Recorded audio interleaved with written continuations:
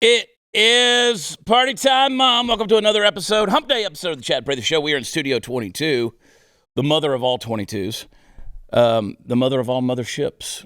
Chance, the soulless ginger rapper, and little Mario, Chris Cruz, at the helm, flying us into the nether regions of AOC's dress. See, that just works.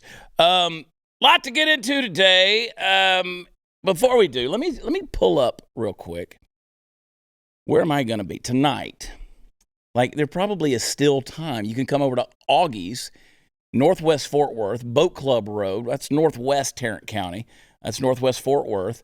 Got a campaign event there. Tomorrow night, Thursday night, I am going to be at the Elks Lodge in Fort Worth on White Settlement Road. Come out there. Hang out with us. Going to be there. Weston Martinez, who's running for land commissioner, he's going to be there as well. Lots of stuff happening. We had a barn burner, Chris Cruz, last night. A pile of people. Got to give a shout out to 903 Brewers. That's an incredible brewery in Sherman, Texas. We were with the Grayson County Republicans. And let me tell you something. I was on fire. I was on fire, Chance. I had, for the first time ever, I never use notes in a speech, right? And for the first time ever, I had a little thing prepared. I wanted to just, sometimes you want to give a speech that people can remember certain things, certain phrases for posterity. Like when they build my museum, my Governor Museum, after I'm dead and gone, and they build a little shrine to Chad, they want to be able to frame it, sort of like Martin Luther King Jr. And am I dreaming too big, Chris? I mean, I think I'm on track here. Like when they put up the Chad Prather Had a Dream speech, I want to make sure that, people could go back and read these inspiring words. So I had a couple of pages of notes. I had Allison, everybody knows Allison. She printed them off, and she put them in an envelope and sent them with somebody that works for our campaign to meet me at the event because I was coming up from South Texas. I get there, and I open up the thing, and, I pretty much knew the words that I had written. I knew what I wanted to say, and I'm talking to these people, and I'm flipping the page, flipping the next page, and I'm only going to, use this to open up this speech. And then I flip again, and guess what? The last page of my speech was missing. Chris, these are first world problems. These things Who got fired? Nobody noticed, though, because you know what? I'm an orator. I am a professional communicator. So it wasn't a problem, but fantastic event. Shout out to the Grayson County Republican group over there. And then Friday night, I'm going to be where am I going to be? I'm going to be in Fredericksburg. And then on Saturday night, going to be in Kerrville, right there together. So go to watchchad.com. That's where all the fun stuff is. Get some information. And I don't know if you guys know this or not. Our campaign has picked up a ton of momentum. Like, I am more exhausted than ever before, but I am more highly motivated than I've ever been. I mean, we're picking up tons of momentum, and got some fun shows coming up here in the upcoming weeks. Got to give a shout out to my buddy Daniel Miller. He is the president of the Texas Nationalist Movement. He's going to be on the program Tuesday, the 28th. So mark your calendar. Everybody wants to talk about Texit and this idea of Texas secession and Texas nationalism and Texas sovereignty. I've been very outspoken at events about this. You want to find out what it's all about? You got all your questions? You want to tune in on Tuesday the 28th. Tell all your friends. Actually, Chris, it should be the biggest episode ever. It should be the biggest ever. If you love Texas, if you care about Texas, or you're interested in the future of America, trust me, you need to be interested in what's going on here in Texas. And we're going to have Daniel Miller on the show. We're going to talk about these things. Lots to get into. On today's episode, we're going to talk about, of course, AOC. We saw that. We're going to talk about the gubernatorial run in California, the Gavin Newsom recall. We're going to get into those things. I got a few things that are going to just send me off the edge today, and you're going to be glad that you were watching this show. I want to encourage you to go to where podcasts are offered. Leave us a rating and a review. We deserve 5 stars. And where are we ranked today, Chris? We were at like 136 yesterday. One thing sucks. One thing I want to tell people: stop unsubscribing on Thursday. That's what's happening to our podcast. You old people that listen to this podcast, just stay subscribed to the podcast. Don't touch it. Hit it once. You think they're unsubscribing? They are. I can see it. Damn. I can see it. That's why we keep dropping. Crazy. Stay subscribed. You can rate as many times as you want. And we want you to rate every single day. Every but day. You only subscribe once. Stay subscribed. Stay subscribed. Don't hit any. Yeah, it's a good point. Anyway, one day we'll get there. We'll be Ben Shapiro one day. I'll start using bigger words. I think people listen to people like Ben Shapiro just so they can appear smart. Use bigger words. To Ben Shapiro. You didn't understand what Ben said. Use bigger words and speak a lot faster than you're speaking right now. Yeah, well, I don't think anyone can outfast my speech when I want to do it. No one. And certainly not Ben Shapiro, who I could put in my pocket. Hey, crazy story down in Argentina. They got those vineyards up around 9,000 feet in the air. Well, this Malbec I'm holding in my hand right here comes from the third highest vineyard in the world. It makes a stronger grape. The Malbec, let me tell you, the stuff they make down there is world class. The 90-point wine down there, it's because of those grapes at high altitude. It's almost impossible to get this wine in the U.S., but obviously our show makes it possible when you go to cowboywines.com. These folks have been making wine for over 200 years in those mountains, and trust me, they have perfected these Malbecs. When you go to cowboywines.com, they're going to give you 50% off of your order plus 50% off of shipping. You don't need a promo code or anything else. Blackberry, cherry, actually scroll back down on that. I haven't read the fine notes of this. Blackberry, dark cherry, leather, and smoke, and pairs great with steak. I just sounded sophisticated. But you want to go to cowboywines.com, get your discount, get your deal, get it shipped in while you still can, because trust me, things are crazy in Argentina right now, and this deal it won't be available forever. Cowboywines.com. We will be right back.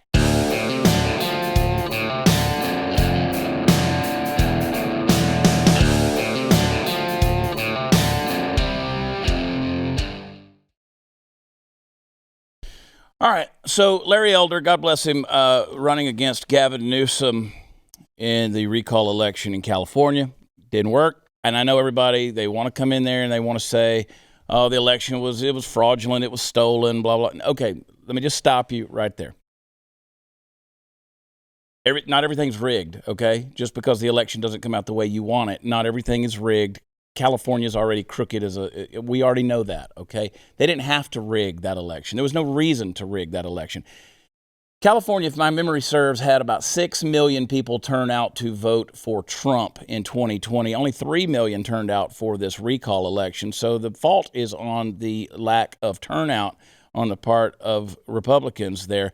And let me also say that basically 1/3 of the voters, and I could be wrong, but I'm pretty sure if I remember right, there's about 1/3 of the voters in California are foreign born, right? So a huge number. Maybe it's like 25%, but either way, they're foreign born. So you have a lot of Asians, you have a lot of Hispanics, but you also have the black community as well. Now, they're not foreign born, obviously, but they're about 60%, 70% of that community is going to vote Democrat. The same way with the Asian population, same way with the Hispanic population. So California's screwed. They're just putting nails in their coffin. They've reelected Satan, or made sure that he stays in office. And I'll talk a little bit more about that. But play a little clip of the Larry Elder speech, please, Chance. My opponent, Governor Gavin Newsom. Come on. Let's be gracious. Let's be gracious in defeat. And by the way, we may have lost the battle, but we are going to win the war. I wish I agreed with that. I just think California is, unfortunately, while California is filled with, it has some really great people there, they are screwed by the bureaucracy of Sacramento. I've consistently said, if we're going to build a wall, let's continue up the coast of California and put it around San Diego and Los Angeles and Sacramento and San Francisco and Oakland. Because, again, the big cities are controlling everything. Again, the number one state in America for ranching, for farming, for agriculture. And the type of values that most of those folks have. and those are salt of the earth values. You know good and well Gavin Newsom and his, French laundry eating habit in the middle of a COVID shutdown. He does not represent those people's values, right? So there were large companies and a lot of notable people. They chipped in some pretty high donations to make sure that Gavin Newsom stayed in office during this recall. Here's some names you know. George Soros gave $1 million. Priscilla Chan, who is Mark Zuckerberg with Facebook, that's his wife. She gave $750,000. The Netflix CEO Reed Hastings, he gave $3 million. The Airbnb Inc. supplied $100,000. NBC Universal Media LLC gave $50,000. Warner Brothers gave $40,000. Anthem Blue Cross gave $100,000. So you kind of see a trend there. And that's the deal. I mean, that's the deal. So get out of California while you can. But it's interesting to me, and I made a point of this in last night's talk in Grayson County. And one of the things that I said was there's a lot of people who are coming here from California. When I say here, I mean Texas. Like they've opened the door to Silicon Valley. So the governor here, he's brought in Facebook and Amazon and Google and Tesla and various other ones that maybe you don't know who they are, but they've thrown the doors wide open. And I know there's people around Texas who have said, well, they're providing jobs for Texans. Well, apparently not anymore, that you're going to be mandated to get a vaccine, and if you don't get that, you're going to lose your job. So guess what they're going to do? They're going to continue to import Californians who have already been not only indoctrinated, but inoculated and injected. They're just going to keep bringing those folks into Texas. That's what we mean when we say, don't California my Texas. But I will say to the good conservative individuals and families that are in California, get the hell out, because damn, it is a sinking ship, California.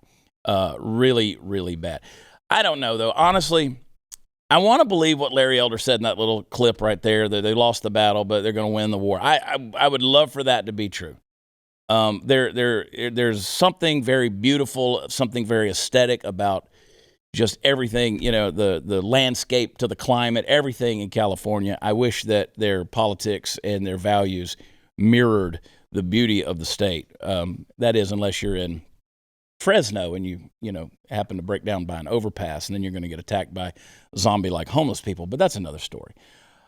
All right, let's talk about what everybody wants to know, and that is my opinion on AOC going to this Met Gala. Pop up that dress that she was wearing there. She had on the white dress, and on the back it said "Tax the Rich." She sort of looks like a Chick-fil-A bag, doesn't she? I wish she was closed on Sundays. Like if we could just have one day where we didn't have to hear from AOC. Now, AOC is, let me just give you my opinion here, and I think I'm right. AOC is an interesting political puzzle right there. Now, we all know her history, right? She's the bartender who was, runs in the Bronx, very small district right there. She gets elected. She's, nobody knows where she comes from in terms of her experience. She doesn't have any, and she's in Washington, D.C., and now she's one of those powerful voices in Washington, D.C. This is what I mean, Chris, when I start talking about the puppet masters of politics out there. They love to basically create celebrity politicians. And those are the people who, it's the squeaky wheel that gets the grease. They're the ones who are out there screeching, out there getting the attention, and they make sure the media focuses on them, and they become a media darling, and then all of a sudden their voice is the one who is being heard the most. So you remember whenever the Green New Deal was proposed, right? AOC was kind of at the helm of this weird and wacky thing, everything from trains to Hawaii to getting rid of airplanes, getting rid of cars. Everything had to be, get rid of the farting cows. Everything was going to be green energy. It was going to be like, what, a $90 trillion, overhaul of everything. And, it was outrageous. And then all of a sudden, people started giving credence to it. So now you even have the president of the United States, wacky Joe Biden, President Sippy Cup himself, who is actually doing this stuff with like this $9.3 trillion infrastructure bill, much of which actually lends credence and gives funding for Green New Deal ideas. So you see where this came in. You had a nobody who was a bartender. She becomes a congresswoman. They continue to give her attention. She comes out with the wackiest of ideas. Now, you think she came up with those ideas? Absolutely not.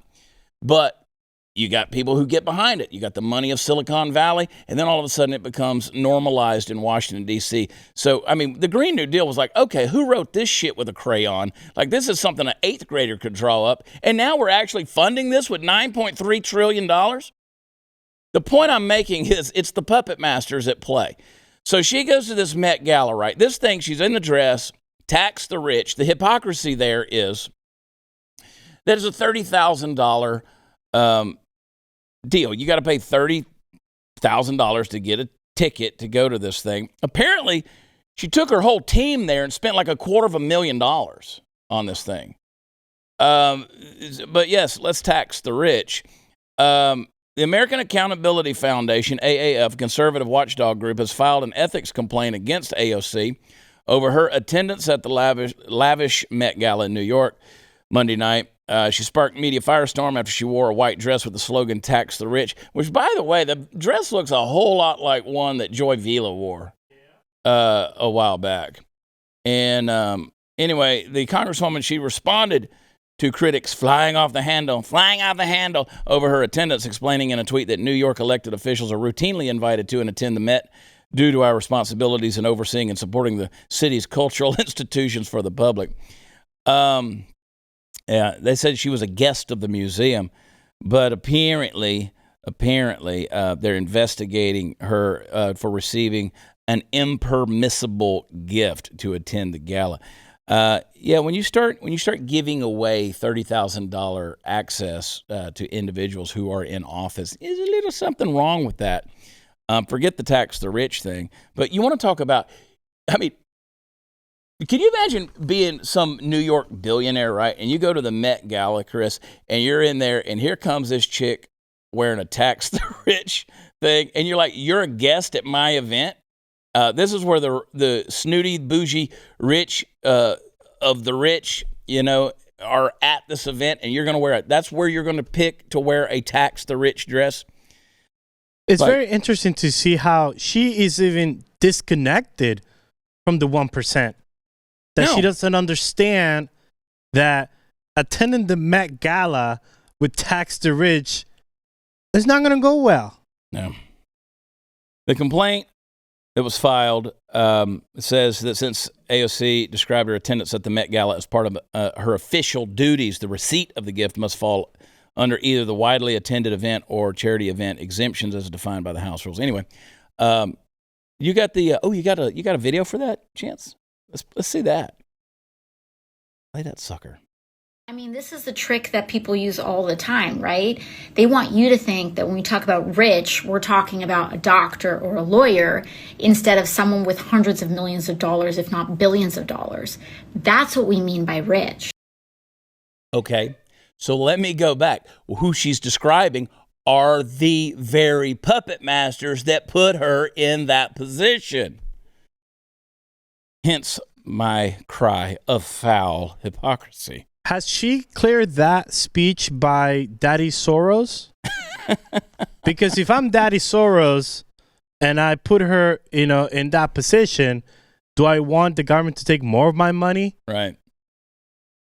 Well, you see, that's the whole thing. Guys like Soros and the other super rich, they don't get taxed the way other people do because they know how to hide their freaking money.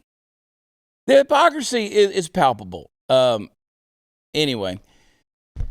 I mean, how much you going to tax them? When you're proposing, again, a $9.3 trillion infrastructure bill and putting that out there to pass, do you know, like if you taxed all the billionaires, like if you took all the money from all the billionaires and just put it, like that is going to fund the budget for what, 3 months? I mean, that's the whole deal. If you took all their money, like you taxed them 100%, took all the billionaires' money, the Bill Gates, the Mark Zuckerbergs, the whoever's, you took all their money it would fund the government for 3 months. So, that in and of itself is stupid. But the hypocrisy there is you were put in place by the rich. Your proposals, which again could be written up by a 7th grader, have been pushed through by the rich. It's the rich that are in control. She doesn't mean, the George Soroses of the world. She doesn't mean them. No, what she means, she exactly means the doctors and the lawyers and the people who are who are at a higher income bracket. She's not talking about the guys that own the islands, And where's Obama? Is Obama chipping in? I mean, is it like you can pay all the taxes you want to pay? Like, there's nobody holding you back from making some donations to the IRS anytime you want to do it.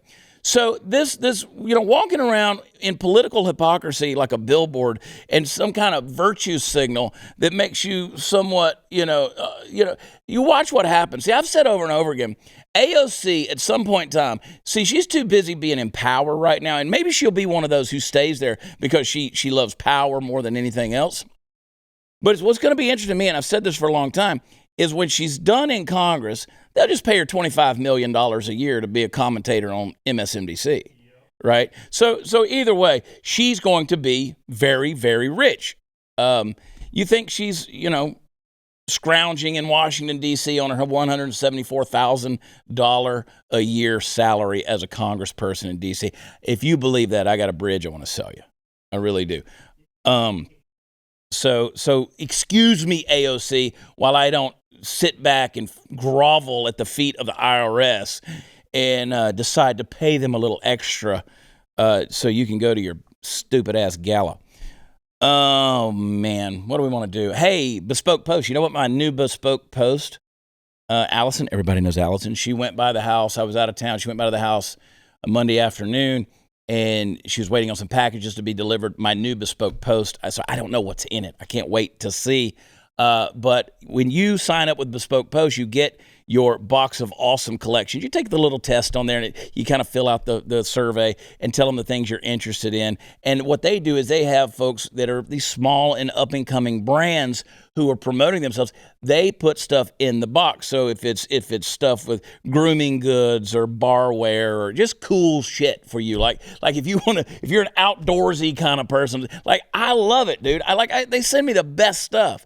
I actually featured one of the items they sent me in last month's box on one of my TikTok videos. It was pretty cool. It's pretty cool. They sent me like like stuff that I don't even realize. I didn't even know it was such a thing. And now it's revolutionizing my life. But anyway, they're going to release new boxes every single month. Tons of different categories to choose from. Free to sign up. You can skip a month. You can cancel it anytime. It's only $45 a month, but it's always got over $70 worth of gear, and it's usually a lot more than that. So get 20% off your first monthly box when you sign up at boxofawesome.com.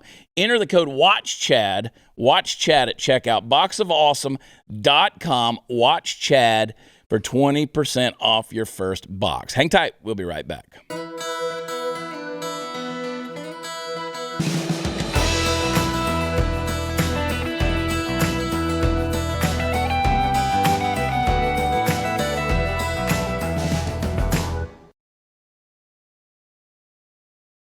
This is incredibly huge news. Genealogists. See, don't forget, no matter what, this is the age we live in. Doesn't matter what you do in your lifetime. Now, what matters is what happened with your ancestors. Genealogists will dig through your life, and you will be guilty by association. But we all have a sordid past and a sordid history and a sordid lineage somewhere down right. But genealogists recently conducted a thorough review of President Joe Biden's heritage. Guess what? His ancestors owned slaves. Racist! Which, look, we didn't have to dig too far into history to know that Joe Biden's racist.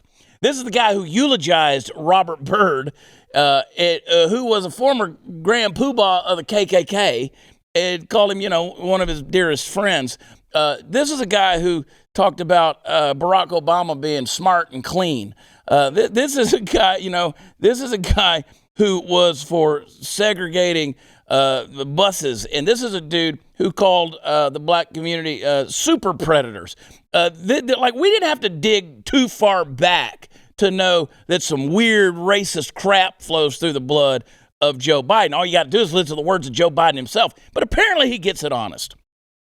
Alexander Bannerman, who along with presidential lineage expert Gary Boyd Roberts, they told Politico recently that two of Biden's great-great-great-grandfathers were slave owners in Maryland in the 1800s. So there you go.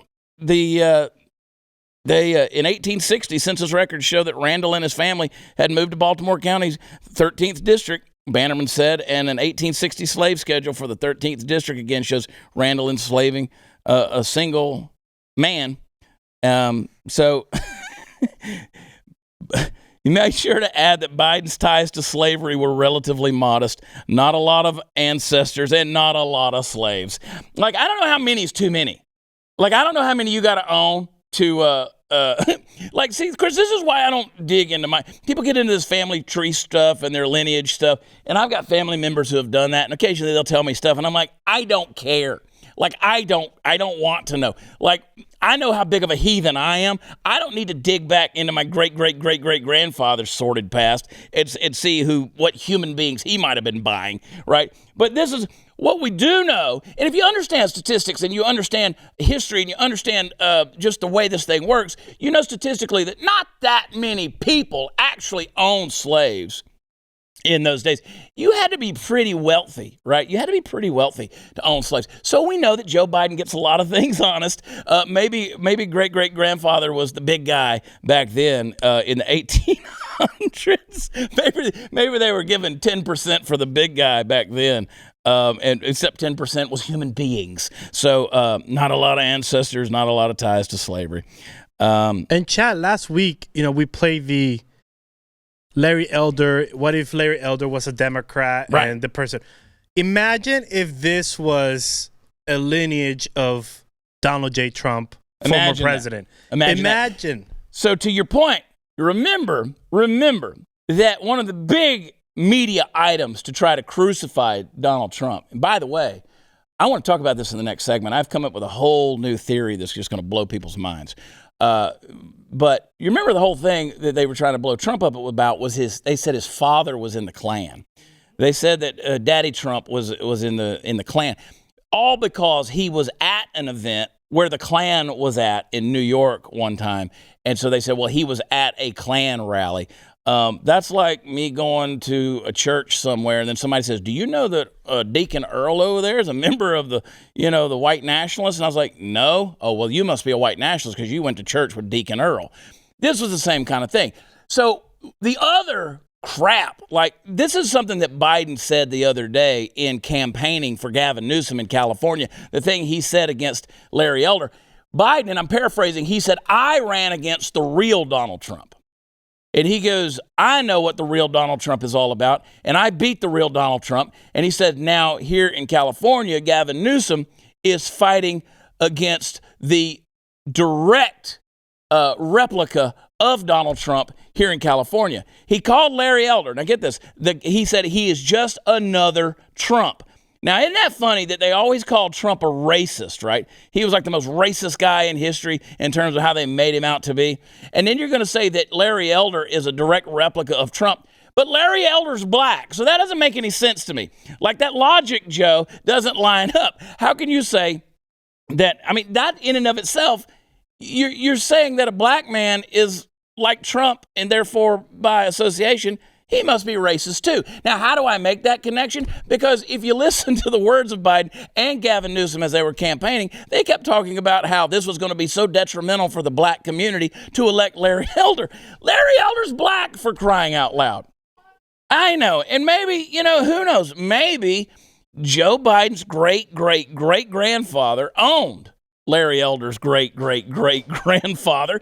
Maybe they have an inside track or something like that to know the heart and soul of a black man. Maybe Joe is so in touch with the black community because his family owned them. But no, nobody's going to say anything about that. Nobody's going to bring it up. Nobody's going to make an issue. Now, again, I, for one, and of course I'm being facetious, I, for one, am not the kind of person who's going to make you guilty because of what your ancestors had done. I don't have to do that. I have the words of Joe Biden today. But it's interesting that the fruit doesn't fall far from the tree, does it? So anyway... and it sort of does matter when old Scranton Joe, lunch pail Joe, who loved talking about and touting his heritage as the centerpiece of his public persona. I think I would jump off of that narrative, Joe. The fact that Biden's ties to slavery, however distant and modest, were not spoken of before now is somewhat surprising, especially in a day and age when other politicians' ancestral slavery connections have come to the forefront. You got Mitch McConnell, you got Beto O'Rourke. I mean, hey, I'll tell you another one. You know another slave owner? Kamala Harris's family. I mean, it's amazing. You guys just keep electing, if you want to call it that, keep electing these old slave owners. Interesting. I'm just curious. What did a genealogist ever dig into Donald Trump's past to see if his family owned slaves? I mean, maybe he did. I don't know. But I never heard anything about that. And if it was there and it existed, it would be all we heard of. That would be all we heard about. But I don't quite remember that narrative being touted out there. So, that would have been his third impeachment. We're gonna impeach you for what Daddy Frank did. It would have been the October surprise. Oh, Frank Trump. Oh man, Donald John Trump. He's slave owners. Listen, I don't know if you know slave owners. I know. Quite frankly, I know slave owners. Joe's one of them. What was it? It was his great grandfather. Racist. We need to we need sound effects. I decided after watching this show the other day, we need sound effects. Like we need bubble sounds. We need something to go racist. We need all that stuff. Oh my gosh. But the puppet master Mark, he's lazy. He doesn't do any of this stuff. He doesn't do this stuff. That's why we're keeping you, Chancey, keeping you around. Hey, is the failure of leadership in our government making you nauseous? Maybe they're racist. Are you feeling nauseous on your commute right now? All of those trains, subways, and bumper-to-bumper traffic making you sick to your stomach. You got to check out Relief Band. It's the #1 FDA-cleared anti-nausea wristband that has been clinically proven to relieve and effectively prevent nausea and vomiting associated with motion sickness, anxiety, migraines, hangovers, morning sickness, chemotherapy, and so much more. It's 100% drug-free, non-drowsy, provides all-natural relief with zero side effects for as long as needed. Here's how it works. Relief Band stimulates a nerve in the wrist that travels to the part of the brain that controls nausea. Then it blocks the signal to your brain that is sending that signal to your stomach, telling you you're sick. The technology was originally developed over 20 years ago in hospitals to relieve nausea for patients. But now, through Relief Band, it's available to the masses. You can get it, folks. Anyone who deals with nausea knows how awful that can be. This is not a product you want to miss out on. Let me tell you something. We were at our event last night, and a good friend of ours was there, and she got a little nauseous, and I said, you need the Relief Band. So go to reliefband.com. It was warm in there. It was warm, Chris. It could have been me. Could have been me. Don't know. Could have been me. Reliefband.com. Use promo code WATCHCHAD. You're going to receive 20% off. Plus, you're going to get free shipping, no questions asked, 30-day money-back guarantee. That's reliefband.com. Use promo code WATCHCHAD, 20% off. We'll be right back.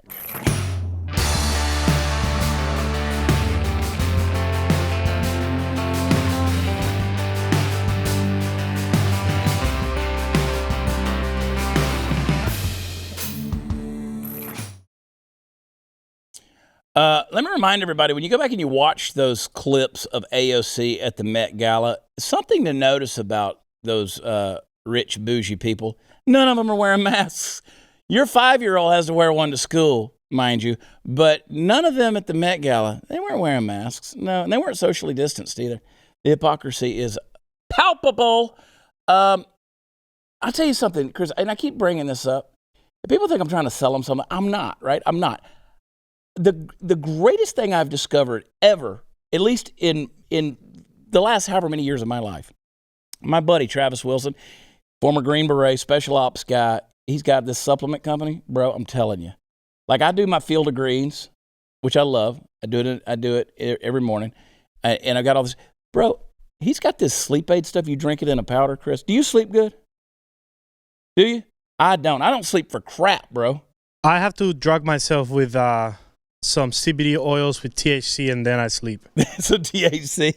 Yeah. Well, this stuff that Travis has got, Alpha Elite, they don't, like, it won't put you to sleep, but once you're there, buddy, you stay. I feel like $1 million, bro. Like it's a new lease on life. So anyway, I'm all hyped up today. Anyway, it's all from good sleep. Anyway, I want to talk about Norm Macdonald. Norm Macdonald was a comedy genius. He passed away after 9-year battle with cancer. And I remember when Dennis Miller was on my show, and Dennis is a super genius too. I told him, I said, I was asking him, I said, Norm Macdonald's got to be one of the smartest guys on the planet, right? And he goes, yeah, he's got to be approaching like a 200 IQ. And he, so I was shocked and saddened to hear the news of Norm passing away. Just a comic genius. But here's a great clip. Play this for us, Chance.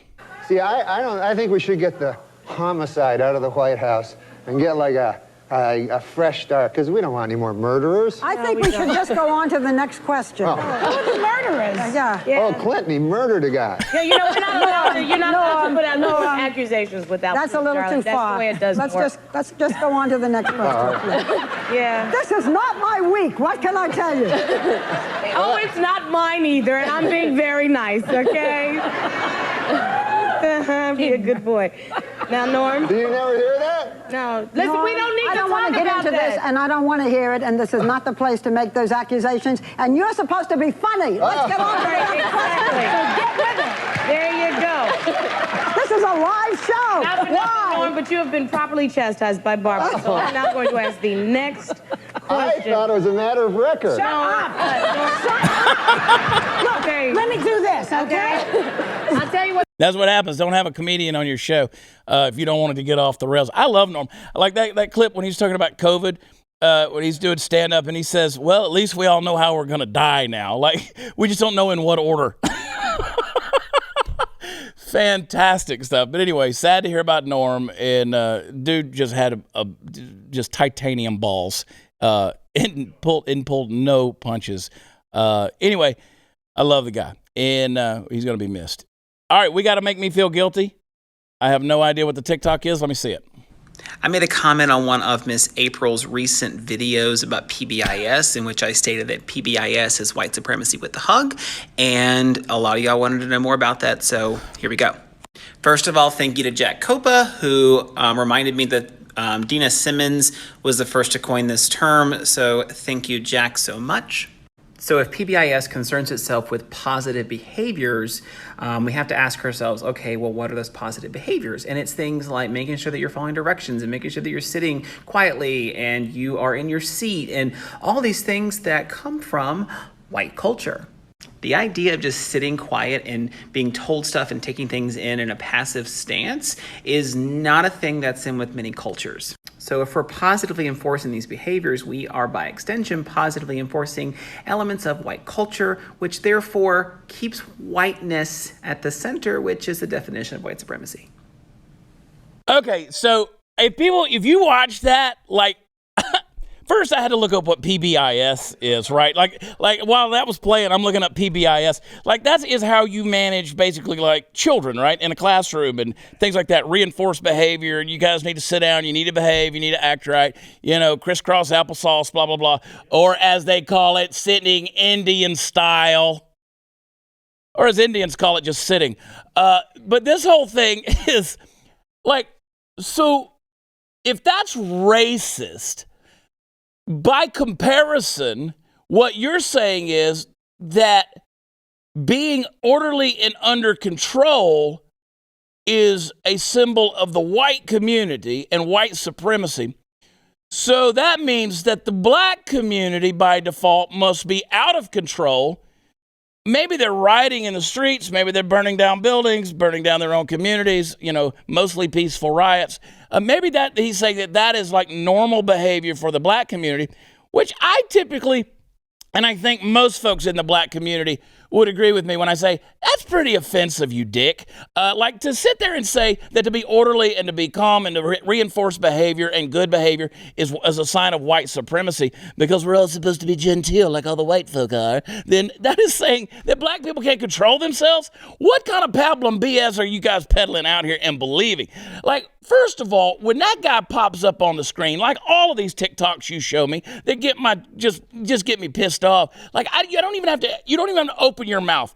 Here's another sign of my white privilege. I immediately judged you. Like just from the part of your hair, you little Caucasian Urkel. Like I judged you immediately. You didn't even have to say anything. And then you started talking about some random PBIS shit, which nobody's talking about. Nobody's talking about PBIS and how you control a classroom and how you tell children, okay, hey, let's line up. Don't say that. That's white supremacy. What you doing lining people up? Is that like black people on the slave market? I mean, what? This is the kind of thing that just irritates the crap out of me, Chris. They say, okay, kids, we need y'all to quiet down. Well, that's white supremacy.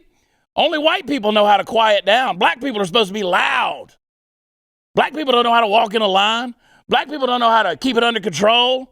That is by deduction what this stupid fool said. Am I wrong? Nope, that's what he said. You got to act chaotic. If you act in any way, golly. Don't keep it under control. You let your kids go wild. Let them paint on the walls. Give them some magic markers. Turn them loose at grandma's house. They can paint grandma. Just let them go nuts. Let them go nuts, man. Don't try to keep any semblance of discipline or order or control. None of that stuff. It's all a sign of the white supremacy, patriarchy that's probably keeping gay people down too for some reason. And these are all the people that are teaching your kids right now. Yes, they are. And this is why I go back to the point, Chris. I go back to the point of saying you keep sending your kids to these public indoctrination camps called school, and you don't love your kids. You just don't love your kids. You don't love your kids. I mean, watch these clips we're showing you. People are like, how dare you say I don't love my kids for sending them to school? Then get involved and make a change. Do something about it. It's the way the folks that did in Grayson County did it, and they're seeing results. We'll be right back.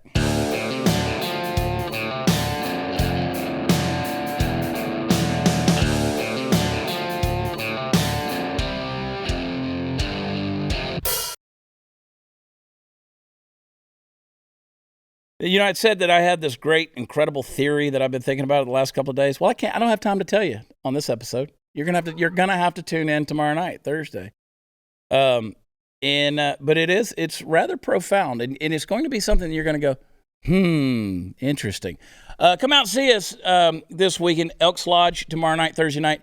Going to be there in Fort Worth, and also going to be in Fredericksburg this weekend, Friday night, and Saturday night in Kerrville. Come hang out with us. Here's a review from Robert. Thank you for using a name that we can actually pronounce. Scroll back down. Let me see. Robert. It's Trucker102669. Just finished listening to the podcast, and we need more people talking about truckers shutting down. If you would please say again, thank you. Somebody came at me the other day and said that idea wouldn't work because there's no privately owned trucking companies anymore. They would just ship people in from other countries to drive their trucks. But do you know how much money that would cost the trucking owners? I'm telling you, that's the whole point. They might find a way to go on, but not without great cost. So you shut it down. When you start shutting down industry and enterprise, they will wake up and realize that we, the people, have the power to control what the federal government is doing, folks. It's gotten out of control. Tomorrow night, going to get off the rails, going to give you my wackadoodle theory. Think you're going to like it. And then, again, go to watchchad.com. It's where all the fun stuff is, and subscribe to Blaze TV. 5-star rating, folks. That's what we need. Do it. We love you. God bless. Talk to you tomorrow. Bye.